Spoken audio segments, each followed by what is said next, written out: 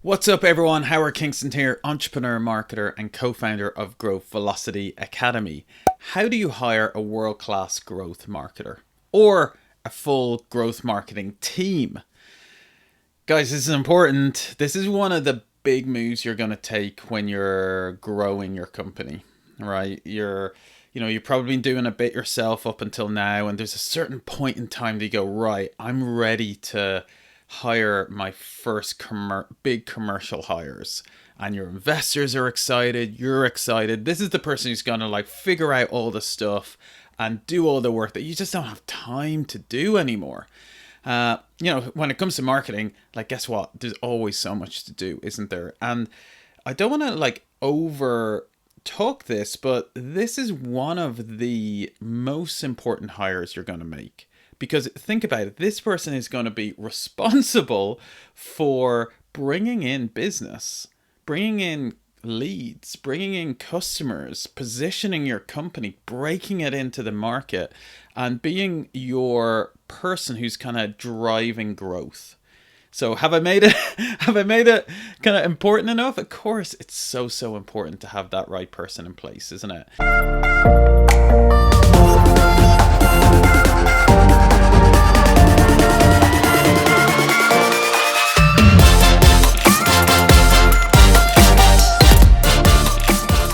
So unfortunately, I've just seen it go wrong so many times. I remember a friend of mine, she hired a key commercial kind of growth hire from a corporate business, paid a lot of money for them, and big annual salary, came with a big reputation from a big kind of corporate company, wanted to make the transition into a startup and really thought this was the right thing. And the investors were excited about her. My friend, the founder, she was excited about this hire, and just didn't work out. The person just couldn't quite adapt to startup life, and ultimately the results just weren't there. And it set back my friend a lot of money, a lot of time, and then ultimately their confidence dropped as well. All right. So in this episode, I want to share with you the 3 key things you want to focus on when you're hiring out a growth marketer and how to find that person. All right. So tip number 1 is have a world-class job description. A world-class job description. Now, of course you go, oh, of course I have a job description. Well, is it a world-class job description? Now, when I'm speaking to someone, a lot of time my clients or my members or friends of mine, SaaS company founders, are looking to hire a growth marketer. And guess what? They're hard. It's so hard finding a great growth marketer. If you're listening to this episode right now, that's true. It's as hard to find a great growth marketer as it is a great software engineer these days. And where it starts, though, is with the job description. Anyone comes to me, we get so many people, because I know so many marketers, people will contact me and go, hey, I'm looking to hire, here's a job description. The first thing I'll ask, if they haven't given it already, is where's your job description? And that's step number 1. Now, here's what I see wrong with most job descriptions for great marketers. All right, is that your marketing job description is just a generic marketing job description, whether it be for a growth marketer or just a standard digital marketer. Chances are you might have just gotten it from like pulling it off the internet, or maybe you saw one somewhere else that you thought was good and you pulled it into and used it yourself.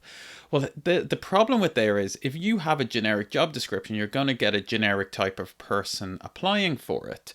And marketing roles, there's lots of different types of marketers out there, and I won't go into too much. I have a whole way I profile them, but I won't go too much into that in this episode. But really, one of the there's some people who are very strong with data and analytics and numbers, and then other people who are very strong with brand and content. And there's a small group of people that overlap between the two. Okay. And you want to be really clear what you're looking for. All right. Because if you just I want someone who does content, who does ads, who does analytics, who does website, you're going to get someone who's, you know, not particularly great at all of them. Well, you know, you might get just a generic applicant, but the more important thing is you're not going to repel the people who are not ideal for your job, okay, that you're looking for. You want to get really focused in on what are the 2 or 3 key objectives and key results you want this person you're going to hire to achieve in the first 6 months. And you want to bring that into your job description, because the more clear you are, the more clear you're going to be able to filter and spot the right person when you see them. So to be clear, having a world-class job description is as much for you as it is for the person who's applying for the role. Okay, if you don't start there, it means you're not going to be clear who you're looking for, and it means you're going to get a load of different people in, and you'll end up interviewing, wasting a load of time, and maybe even hiring someone who was never right for the role in the first place. So tip number 1 is spend the time, figure out what are the maybe 2 or 3 key objectives and key results that you'd want this person to achieve in the first 6 months, and put that into the job description, as well as really getting super clear on what are your key culture values, and put that into the job description too. You know, when I'm hiring, the things I'm looking for is I'm looking for attitude, kind of raw talent, and culture fit. Okay, because I know like practical skills I can teach, or I can get them into a training course, or I can train people up on that stuff. But when it comes to attitude, grit, determination, and kind of work ethic and culture, that's kind of stuff that is much, much harder to change in somebody if they don't have it already. All right. So tip number 1 is get that job description on point. Tip number 2 is fill your funnel. Fill your funnel. So if you're running a marketing campaign, think of it like you have a funnel, don't you? Or if you have a sales pipeline, you want to have a lot of people flowing in. You want to have leads coming in, and you want to have people getting interested in your product. Well, guess what? I want you to think of your recruitment as just the same as a sales pipeline or a marketing funnel. All right. And naturally, you're going to have different stages that people will go through. And you're going to have maybe about 3-4 interviews. I'm going to talk about that a little bit later, what you should have in it. But here's the key point here, that you need volume. You're never going to get, if you only have like 3 people or 4 people apply for the job, guys, forget about it. You know, you need to have a lot of volume at the front end of your recruitment pipeline for you to have a chance of getting some golden nuggets out the other end. So at this initial phase, I would just recommend getting loads of people into the pipeline, okay? Into your recruitment pipeline, fill that funnel. Now, practically, how do you do that? How do you get loads of people applying? Well, let me step through some really practical things. First of all, I like to use some kind of Kanban type format for our recruitment pipeline. Now, you can Google what a Kanban format is if you're not familiar with it, but it's a very visual way that you can track stages of a pipeline. Now, I would recommend, you could use something like Trello, super easy to set up a visual kind of a visual pipeline, or my preferred is I use something called Breezy. There is a free version of Breezy that you can use if you don't want to pay for it, and it's a great way to track applicants. Okay, so when you're tracking that pipeline, I would, some really practical ways you can get a lot of people into that pipeline, some great growth marketers. One is obviously ask your network. You want to go really wide on who are good marketers that you know, because good marketers know other good marketers. All right. And good marketers are in different marketing communities. And so you want to make a list of the 10 smartest marketers you know and ask them. Okay. So that's tip number 1.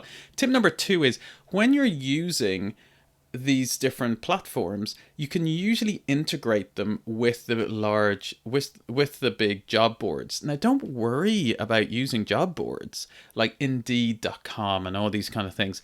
Sure, like worst case scenario, you get lots of people applying that aren't a great fit, but that's okay. At least you're getting volume in. So I wouldn't worry about that.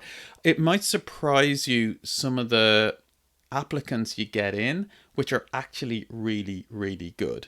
So I would definitely go to the different job boards, and some examples I like are Indeed. There's one in London called Work in Startups. I like using. Um, Angel List has a job board. There's a few different ones like that that I like using, and this is you're guaranteed to get quite a good number, and usually high quality applicants from that as well. And then third would be from headhunting. There is a saying that maybe the world's best marketers aren't looking for jobs because they're doing a great job, and if you want to do a little bit of headhunting yourself, just pick, what are some companies that you're really impressed with their marketing, and then find out who the marketers are there and just message them.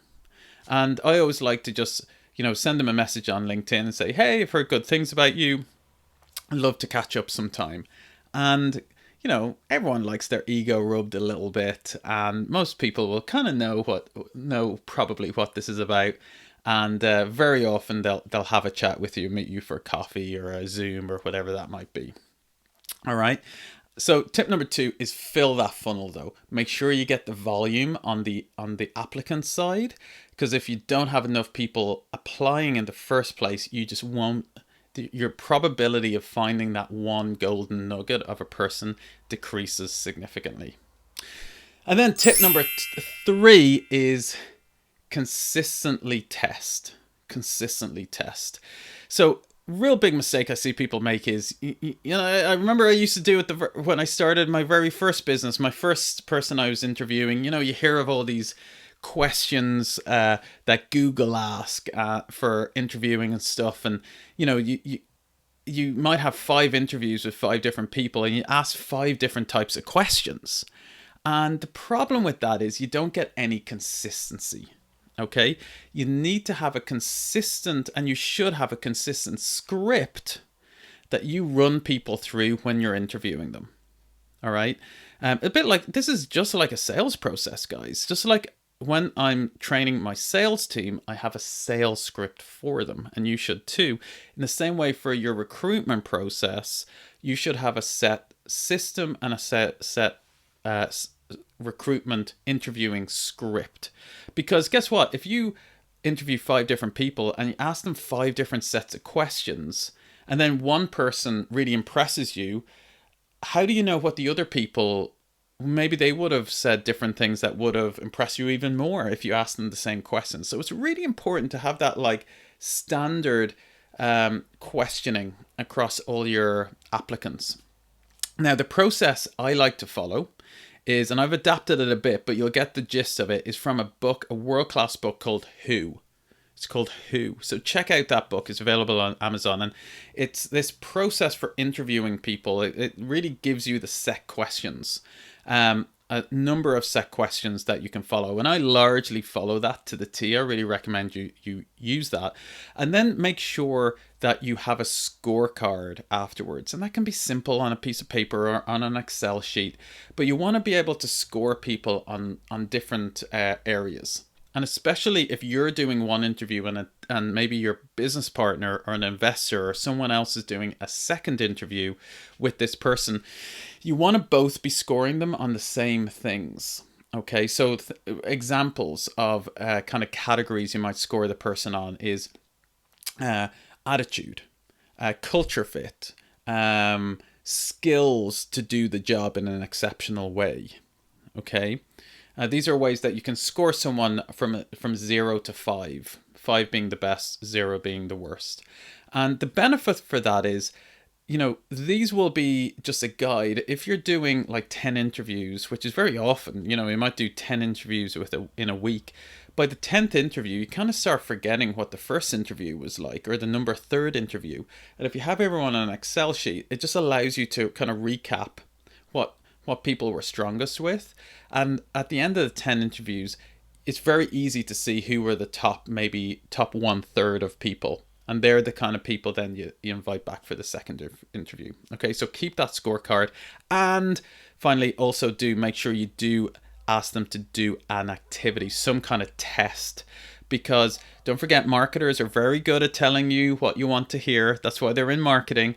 But when the proof is in the pudding and they do a little bit of an activity for you, that's when you can really shake out who's the real deal and who's just all talk. So I always like to give someone an activity based on the job I'm wanting them to do, which, don't forget, I mentioned earlier, you will have highlighted in the world-class job description. All right. So, for example, in the world-class job description, if I know this person is going to be very heavy on data analysis, I'll get them to do a data analysis task.